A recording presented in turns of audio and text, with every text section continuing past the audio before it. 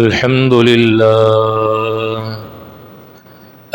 لله وكفى وسلام على عباده الذين اصطفى أما بعد فأعوذ بالله من الشيطان الرجيم بسم الله الرحمن الرحيم إنا أنزلناه في ليلة القدر وما أدراك ما ليلة القدر ليلة القدر خير من ألف شهر صدق الله العظيم اللهم صل وسلم على سيدنا محمد النبي الأمي وعلى آله وسلم تسليما كثيرا كثيرا سبحان ربك رب العزة عما يصفون وسلام على المرسلين والحمد لله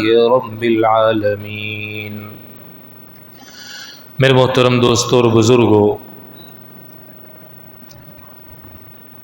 رمضان المبارک کی بڑی قیمتی ساعتیں اور بڑے مبارک لمحات اور بڑی قیمتی گھڑیاں بہت تیزی سے گزر رہی ہیں۔ کچھ ہی گھنٹوں بعد ہم رمضان المبارک کے آخری عشرے میں داخل ہو جائیں گے۔ اس آخری عشرے کے اندر اللہ کے نبی جناب رسول اللہ صلی اللہ علیہ وسلم اور حضرات صحابہ اکرام رضوان اللہ تعالی علیہم اجمعین سے اہتمام کے ساتھ مزید عبادت میں اپنے آپ کو مشغول کرنے کے لیے دو اعمال کیے جاتے تھے۔ ایک عمل جو اللہ کے نبی کا ساری زندگی اہتمام رہا ہجرت کے بعد سے، وہ اعتکاف کا عمل تھا۔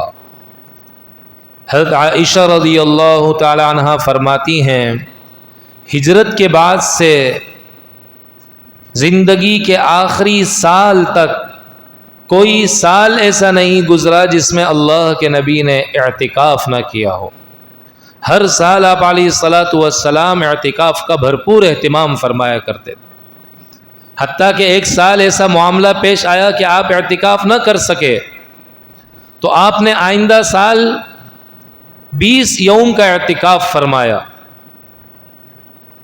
تاکہ وہ 10 دن جو اضافی ہیں وہ پچھلے سال میں شمار ہو جائیں۔ اتنی اہم سنت ہے اور اتنا اہم عمل ہے، اور کیوں نہ ہو جب کہ معتکف وہ اللہ کا مہمان ہوتا ہے، اور جسے اللہ سے محبت ہو، جسے اللہ کی طاقت کا یقین ہو، جسے اللہ کے فضل اور کرم اور رحمت پر بھروسہ ہو، وہ کیسے ممکن ہے کہ ان لمحات کو اللہ کے مہمان بنے بغیر گزار دے؟ اللہ میزبان، یہ مہمان، اللہ میزبان، یہ مہمان۔ اور اصولی طور پر میرے دوستو ہونا بھی یہی چاہیے کہ قیمتی اور مبارک لمحات کو قیمتی اور مبارک بنانے کے لیے قیمتی اور مبارک جگہ پر لگائے جائیں۔ چنانچہ روئے زمین کی سب سے مبارک ترین جگہیں، قیمتی اور عظیم ترین جگہیں، اللہ کے نبی نے فرمایا احب البلاد الی اللہ مساجدها، وہ مساجد ہے۔ تو پورا سال میرے دوستو انسان یہ عبادت نہیں کر سکتا، پورا سال انسان اس عبادت کا اہتمام نہیں کر سکتا جو رمضان المبارک کے آخری عشرے کو اس انداز سے گزار کر قیمتی بنا سکتا ہے۔ پھر انسان اس مسجد کے ماحول کے اندر فرشتوں کا ہم نشین ہو جاتا ہے، فرشتوں کی صحبت اسے میسر ہوتی ہے، فرشتوں کے ساتھ اٹھنا بیٹھنا ہوتا ہے اور عبادت کے ماحول میں رہتا ہے۔ معتکف اگر سو رہا ہے تو اس کا سونا بھی عبادت ہے، عبادت کر رہا ہے تو اس کی عبادت بھی عبادت۔ اور اعتکاف کا مقصد شب قدر کو پانا ہے. اللہ کے نبی نے اس غرض کے لیے 1 سال پورا مہینہ اعتکاف فرمایا. پھر آگے فرمایا کہ شب قدر کو رمضان کے آخری عشرے میں تلاش کرو.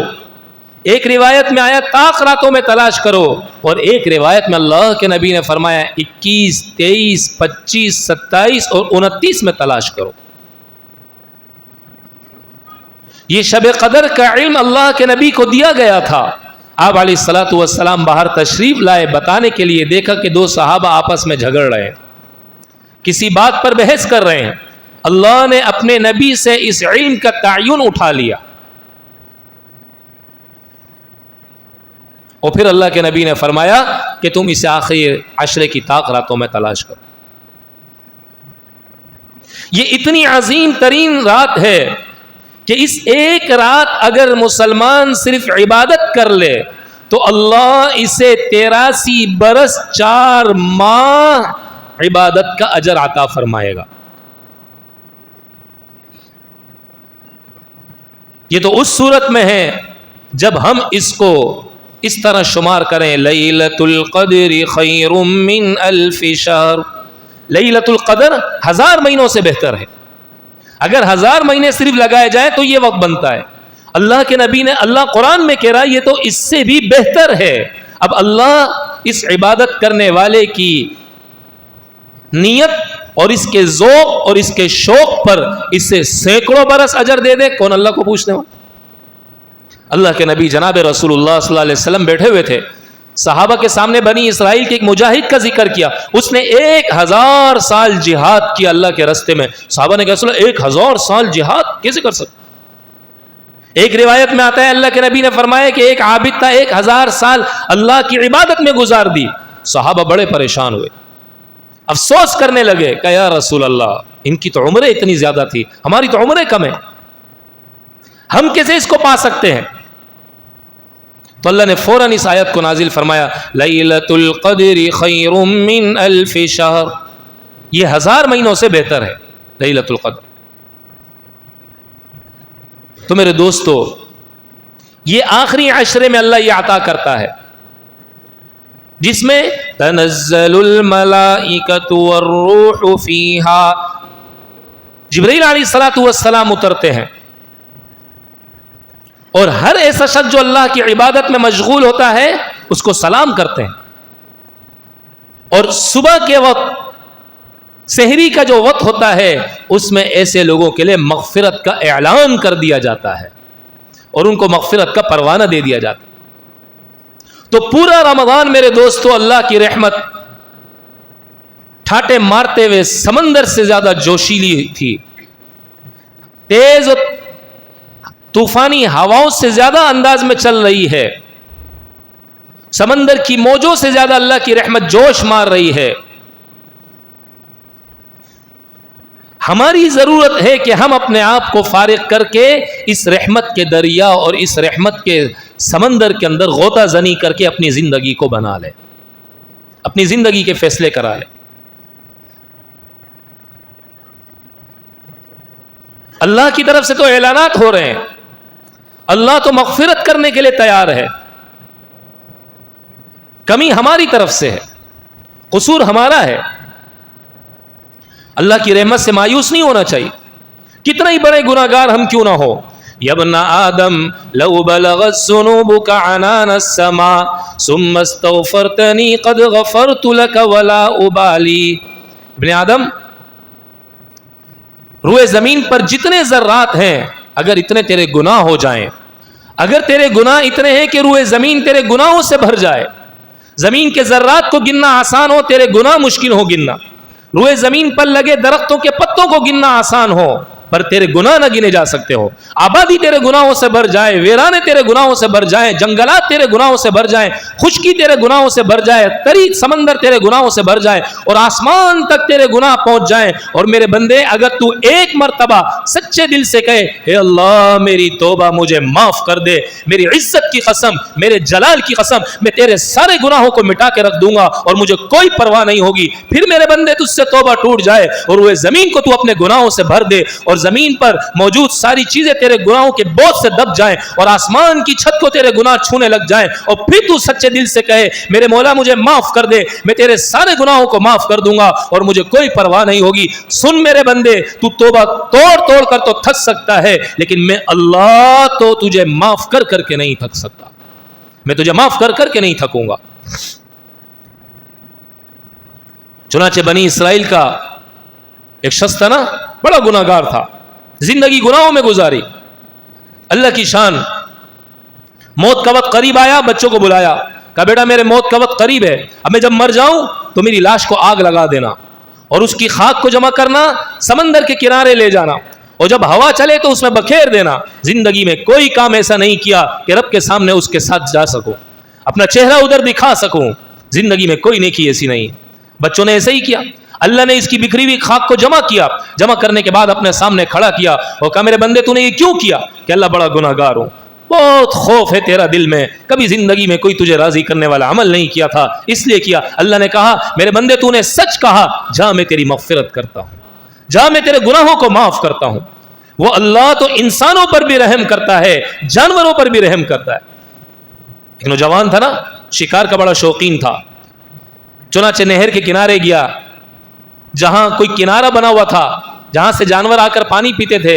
اس کا شوق تھا کہ میں ہرن کا شکار کروں, لیکن اسے زخمی کر کے نہیں, ویسے ہی اسے پکڑوں. اس نے وہاں پر جال لگایا, ایک ہرن آئی, اس نے دیکھا جال لگا ہوا ہے, وہ رک گئی, پانی پینے نہیں گئی. پھر 2 ہرنیں آئیں, وہ بھی رک گئیں جال سمجھ. پھر 4-5 آئیں, انہوں نے بھی دیکھا جال لگا ہوا ہے, وہ بھی نہیں گئیں آگے. حتیٰ کہ یہ ساری ہرنیاں آسمان کی طرف متوجہ ہو گئیں, اور یہ نوجوان کہتا ہے میں نے دیکھا ان ہرنیوں کی آنکھوں سے آنسو نکل رہے تھے. اسی وقت اللہ نے اتنی تیز بارش کی کہ ساری زمین گیلی ہو گئی. انہوں نے بھی خوب پانی پیا اس سے, اور پھر فرق کہتا ہے کہ میں نے اس جال کو اٹھایا اور میں نے نیت کی کہ آج کے بعد اب میں کبھی بھی اس طرح کسی جانور کا شکار نہیں کروں گا.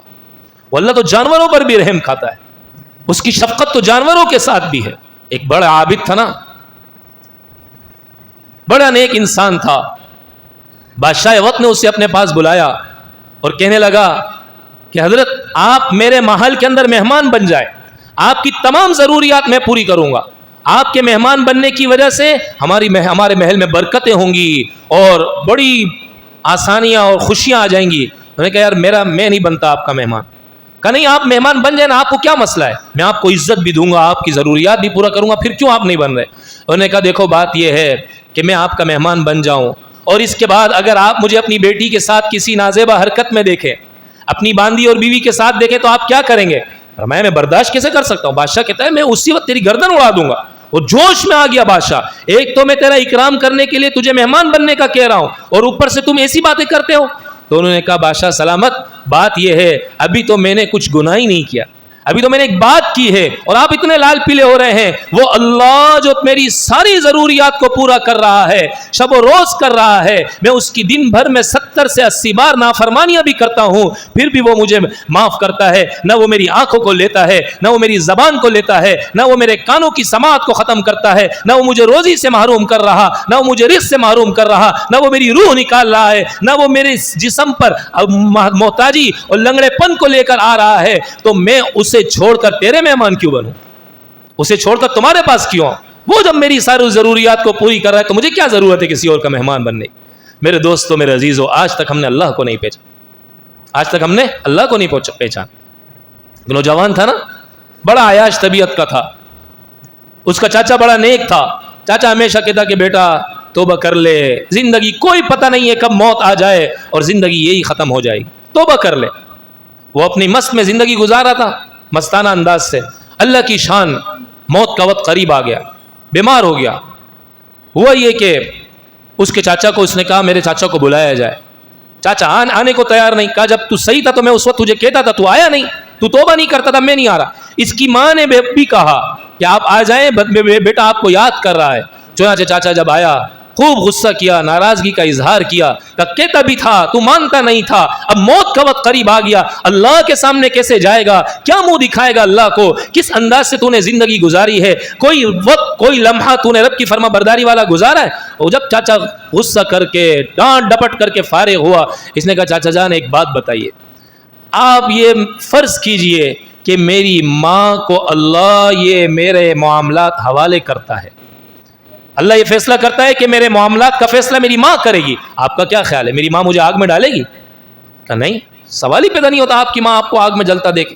تو اس نے کہا چاچا جان وہ اللہ تو ماؤں سے کروڑوں گنا زیادہ محبت کرتا ہے، وہ کیسے چاہے گا کہ میں آگ کے اندر جاؤں؟ اللہ کی شان، کچھ ایام کے بعد اس بچے کا انتقال ہو گیا۔ جیسے انتقال ہوا کسی نے خواب میں دیکھا، جب خواب میں دیکھا تو پوچھا بھائی کیا گزری، کیسے گزری؟ اس نے کہا بھائی میں اللہ کے سامنے پیش ہوا، اللہ نے کہا تجھے میری رحمت سے اتنی امید تھی، چل میرے بندے میں تیرے سارے گناہوں کو نیکیوں میں بدلتا ہوں اور معاف کرتا ہوں، جا میری جنت کے اندر مزے والی زندگی گزار۔ تو مایوس نہیں ہونا چاہیے میرے دوستو، ہاں توبہ سچی ہو، توبہ پھر ٹوٹ جائے گی لیکن اللہ بھی تو پھر معاف کرے گا نا، اللہ پھر معاف بھی تو کرے گا نا۔ توبہ اگر ٹوٹ گئی اللہ پھر معاف کر دے گا، ہاں بندہ مشرک نہ ہو، شرک نہ کرتا ہو، باقی کتنے ہی بڑے گناہ کیوں نہ ہو۔ بنی اسرائیل کی ایک فاحشہ گندی عورت کوئی رات اللہ کی نافرمانی کے بغیر جس نے نہ گزاری ہو، ایک کتے کو پانی پلایا اس پر رحم کھاتے ہوئے اللہ نے اس کی مغفرت کر دی کہ تو نے میری ایک مخلوق پر رحم کھایا، میں اور آپ اللہ کے لاڈلے نبی کی لاڈلی امت کے مخلوق اور اس کے بندے ہیں، اللہ ہماری مغفرت کیوں نہیں کرے گا؟ جس امت کو اللہ نے جن انسانوں کو اللہ کائنات کے نبیوں کے سردار میں پیدا کرتا ہے اور اس امت کو باقی امتوں کا سردار بناتا ہے، جس کو اللہ ساری کتابوں کی سردار کتاب یعنی قرآن عطا کرتا ہے، اس کو اللہ کیوں معاف نہیں کرے؟ جس کو اللہ سارے ایام کے سردار یعنی رمضان کا مہینہ عطا کرتا ہے، جسے اللہ ساری راتوں کا سردار یعنی شب قدر عطا کرتا ہے، انہیں اللہ کیوں معاف نہیں کرے گا؟ انہیں اللہ کیوں نہیں بخشے گا؟ میرے دوستو چند لمحات رہ گئے ہیں، کتنا رمضان گزر گیا ہے، کتنا رمضان گزر گیا ہے۔ سچے دل سے توبہ ہو، سچی نیت سے توبہ ہو اور آئندہ نہ کرنے کا عزم ہو، لیکن ٹوٹ جائے پھر مایوس نہیں ہونا، پھر آ جانا ہے، پھر ٹوٹ جائے پھر آ جانا ہے، پھر ٹوٹ جائے پھر آ جانا ہے۔ اس کا در کھلا ہوا ہے، اس کی چوکھٹ بنی ہوئی ہے، اس کا دربار سجا ہوا ہے، کون کب آتا ہے، دن میں آئے پھر بھی انتظار میں ہے، رات میں آئے تب بھی انتظار میں ہے۔ اس لیے میرے دوستو توبہ میں بالکل دیر نہیں کرنی، بقیہ ساعتیں جتنی رہ گئی ہیں ان کی قدردانی کا اہتمام کرنا ہے اور اللہ سے دعا کرنی ہے کہ اللہ ساری زندگی اپنی فرما برداری اور اپنی اطاعت بھری گزارنے کی توفیق عطا فرمائے۔ وآخر دعوانا ان الحمد للہ رب العالمین۔